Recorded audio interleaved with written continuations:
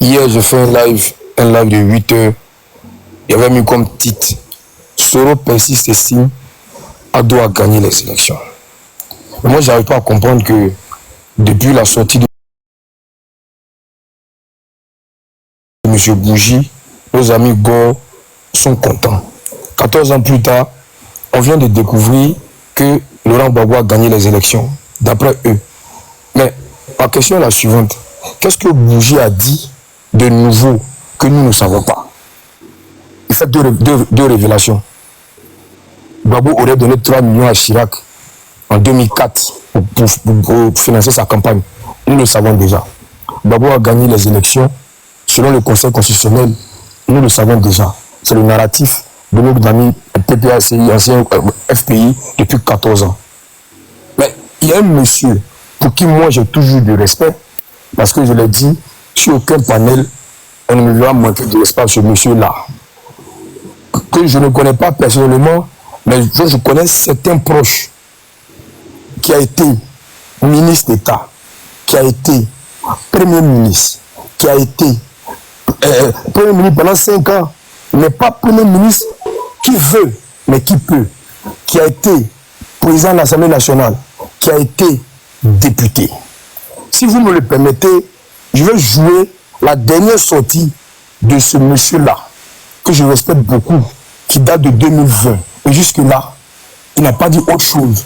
Nous connaissons ce monsieur pour sa probité, son intégrité. Parce que s'il devait céder aux milliards, en 2019, il allait rester là, à son poste, et bouffer les milliards. Mais c'est parce qu'il est incorruptible qu'il est parti. Et nous savons là où il est aujourd'hui, il n'a pas cédé à la corruption. Et je vais faire jouer son audio à l'hôtel Bristol, dans mon temps de parole, si vous me le permettez.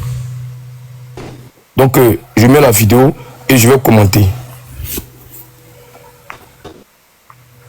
J'ai assuré l'impartialité du processus.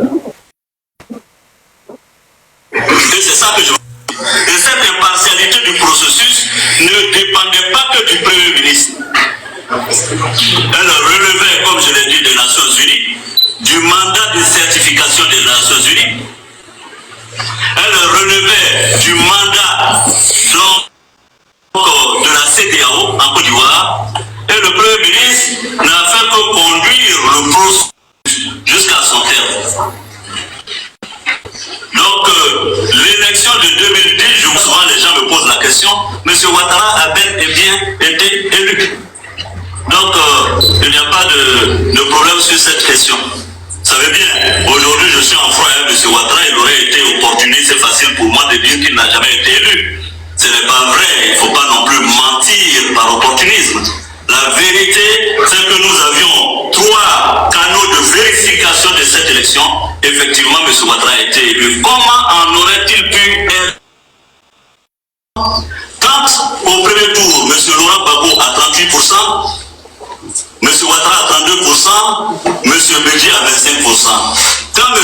Bédié et M. Ouattara se mettent ensemble, il ne faut pas avoir fait Harvard pour savoir que M. Ouattara ne pouvait que gagner, tout de même. Donc on ne peut pas... Voilà, même si vous n'êtes pas fort en mathématiques, moi je disais aux uns aux autres que nous avions 3 forces politiques en Côte d'Ivoire. Nous avions le PDCI de Bédié qui représentait environ 30%. Nous avions le RDR de Ouattara qui représentait environ 30%. Et nous avions le FPI de Gbagbo qui représentait environ 30%. Alors si deux se mettent ensemble, ils ne peuvent que gagner face à l'autre. Et c'est ce qui s'est passé. Au premier tour, M. Gbagbo a eu 38%, M. Ouattara 32%, M. Bédié 25%. Et les résultats ont confirmé qu'à environ 80-90%, il y a eu un record de vote sur M. Ouattara. Il ne pouvait que gagner. J'ai assuré... Alors, je vois dans les commentaires que si c'était manipulateur, je vais vous dire, le bras droit de M. Guillaume Soro, M. Soultoussou, c'est mon voisin à Boaké, ici. Je le connais très bien. Quand il venait à Boaké, on faisait le sport ensemble. Donc quand je dis que je connais des pros Soro, ce n'est pas du mensonge. Boaké, cité de l'air, c'est là que je trouve sa villa.